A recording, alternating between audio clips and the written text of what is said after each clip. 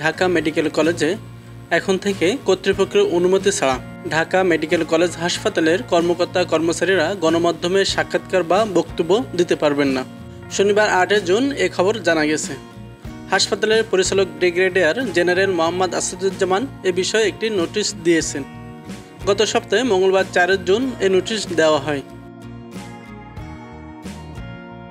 নোটিশে বলা হয়েছে, সংশ্লিষ্ট সবার অবগতির জন্য জানানো যাচ্ছে যে ঢাকা মেডিকেল কলেজ হাসপাতালে আগত বিভিন্ন ইলেকট্রনিক্স এবং প্রিন্ট মিডিয়ার প্রতিনিধির সঙ্গে হাসপাতালে কর্মরত কর্মকর্তা ও কর্মচারীরা কর্তৃপক্ষের অনুমতি ব্যতীত সাক্ষাৎকার বা বক্তব্য প্রদান থেকে বিরত থাকার জন্য অনুরোধ করা হলো। ঢামেকের কয়েকজন কর্মকর্তা সূত্রে জানা গেছে, এর আগে কোনো পরিচালক এ ধরনের কোনো নোটিশ দেননি। বর্তমান পরিচালক এ ধরনের নোটিশ কেন দিলেন সে বিষয়ে আমরা বলতে পারছি না। এর জবাব তিনিই ভালো দিতে পারবেন। এই চিঠি যেদিন পরিচালক ইস্যু করেন সেদিন ঢাকা মেডিকেল কলেজ থেকে নবজাতক চুরির অভিযোগ পাওয়া গেছে।